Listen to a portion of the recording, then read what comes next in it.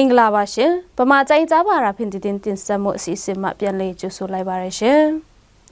ယခုတင်ဆက်ပေးသွားမယ့်တဲ့အကြောင်းအရာတွေကတော့စစ်ကောင်စီတပ်မှလက်နက်ကြီးရန်တမ်းပစ်ခတ်တာကြောင့်အပြစ်မဲ့ပြည်သူတွေထိခိုက်ဒေဆုံးတဲ့ရရှိသူများလာတဲ့တဲ့ ELD မြစ်တလျှောက်ဆက်ရန်တရားကြီးများနဲ့ရွှေတူးဖော်မှုကြောင့်ကဘာများပြိုကျလာမိကိုဒေတာခန်တွေစိုးရိမ်နေတဲ့တဲ့နဲ့မူစေမြို့ရှိလောင်ကစားဝိုင်းများအရေးယူမှုမရှိတာကြောင့်24နာရီပေးရမရှိဖွင့်လှစ်နေတဲ့တဲ့တွေကိုကျမမွန်းကြမှာတင်ဆက်ပေးသွားပါမယ်ရှင်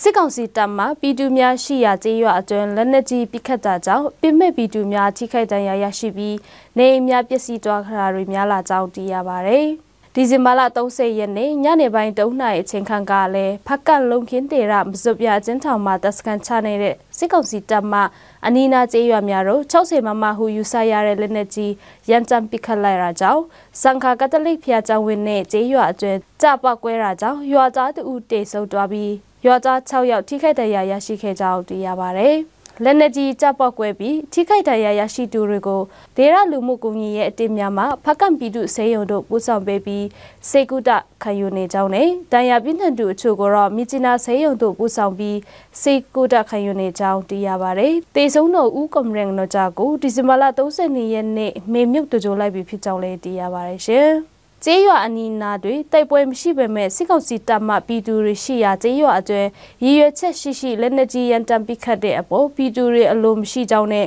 စစ်ကောင်စီရဲ့ဗျူဟာအတွင်းပြည်သူတွေပိုပြီးထိခိုက်နစ်နာမှုတွေရှိလာမည်ကိုလည်းစိုးရိမ်နေကြကြောင်းသိရပါတယ်ရှင်။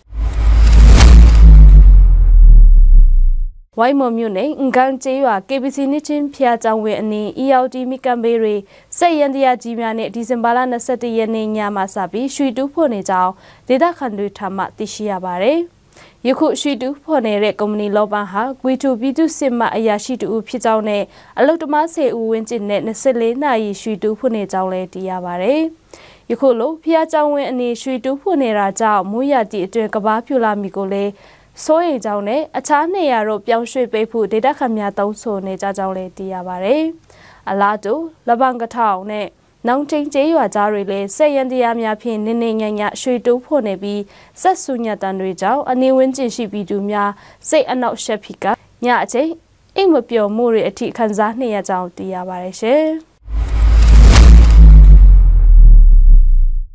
ရှမ်းပြည်နယ်မြောက်ပိုင်းမြို့စေမြို့ကျန်ကျော်ရက်ကွက်အတွင်းရှိလောင်ကစားဝိုင်းများကို24နာရီပေးရမရှိဖွင့်လှစ်နေပေမဲ့တပ်ဆိုင်ရာမှအရေးယူဆောင်ရွက်မှုမရှိကြောင်းဒေသခံတွေရဲ့ပြောကြားချက်အရသိရှိရပါတယ်။မြို့စေမြို့အတွင်းစစ်ကောင်စီတပ်မှအာဏာသိမ်းပြီးနောက်ကျန်ကျော်ရက်ကွက်ရှိလမ်းဆိုင်ပုံများတွင်လောင်ကစားကြက်တိုက်ချင်းများကိုလည်းတရုတ်စာများဖြင့်လမ်းထိပ်တွေရေးသားကြေညာခြင်းတွေအထိရှိနေပြီဖြစ်ကြောင်းမြို့စေမြို့ဒေသခံများပြောကြားချက်အရသိရှိရပါတယ်။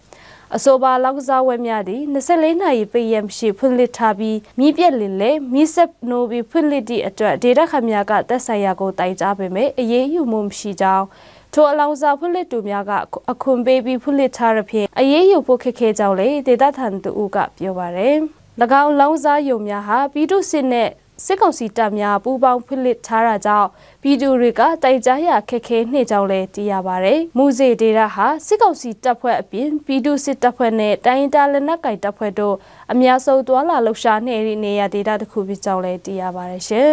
။ဗမာတိုင်းကြားပါရာပြည်တင်တက်ဆက်မှုအစီအစဉ်ကိုကြည့်ရှုနားဆင်သူပရိသတ်အပေါင်းရွှေလန်းချမ်းမြေ့ကြပါစေရှင်။